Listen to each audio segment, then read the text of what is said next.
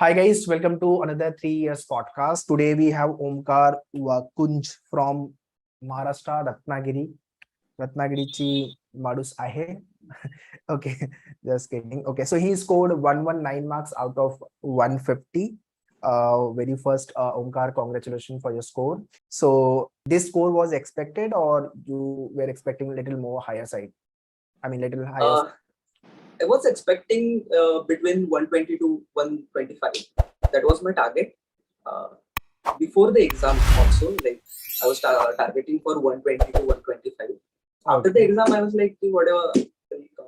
So you are happy with your score? Yes, sir. Yes. Okay. As you mentioned, I mean, before we start, want to understand your academic background and how this law idea came into the picture. Yes, sir. So I done my schooling from military school, Ratnagiri, sir. Then 11th, 12th, I was in Ratnagiri. And for graduation, I was in Pune Ferguson College. I did my graduation with geology as the main subject. Then I took 1 year as a gap for preparing other competitive exams. And on this year, I just decided to do law. Was there any plan like I will be going for this field, or no, sir. Law wasn't planned, but I always wanted to study law. Even now, whichever college I will get, I'm planning to study law. I'm not focusing on to have career into the law, but okay, more shake of knowledge basically. Yes, sir. Yes. Okay. It all came from the history, I'll say, because most of our eminent personalities from history are lawyers, and I'm just a little inspired by them. Okay. As you mentioned that you were preparing for the UPSC and you are preparing for UPSC Yes. also. And Yes. so how UPSC preparation help you in your law entrance? So, sir, I was preparing for for 2 years before I applied for the CET exam. Okay. And when I first solved some papers, I felt that I'm good in GK, I'm good in the CSAT part or the logical reasoning part, but I must give a little preference to the English and the legal reasoning part. I think I didn't prepare at all for GK and current affairs. I did revise a little, but I didn't focus on GK and current affairs part. Okay.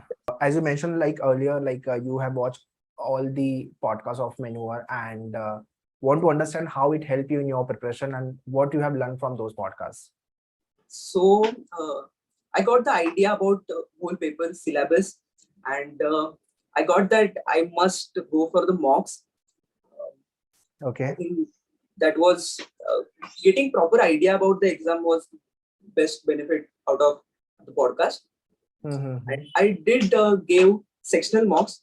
I didn't go for the full length mocks because I had only 40 days. Okay. So I was doing just sectional one after the other. Okay. So if you talk about preparation wise, I mean, there were 4 sections: English, logic, legal, and GK. Which section was your easiest section? And I mean, which section you were much more comfortable, and which section was very tough for you? And what you have done for it? I think sir, GK and current affairs was I was better in GK and current affairs. I was best in the logical reasoning part. Like when I first gave previous mocks, then I felt that I don't have to prepare for logical reasoning part. The questions are quite easy. But English was my problem. English was literally the problem because I don't think I have learned grammar or studied grammar for last few years. So I allotted most of the time for grammar only. And the legal part, I was... Okay. So, I mean, have you faced any difficulty in vocab section? Yes, sir. That was the biggest nightmare. Like in exam also, the vocab got me there, and I don't think I could have solved that part easily. English was the problem, and English For vocab, you haven't gone through Word Power Made Easy book? No, sir. No, sir. You were not aware of? I was aware of the book, but I was studying from the best English grammar book by Ramdas Wag, and there was little vocab part.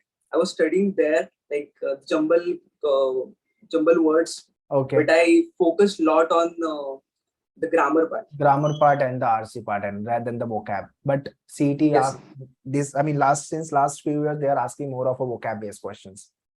Yes, I got that little late. Okay. And one more thing, in paper, in the actual CET paper, most of the questions were from active voice and passive voice. Yes, I mean, yes. I might have come across around 10 to 15 questions about active voice and passive voice only. Yes. And I didn't got single RC in that paper.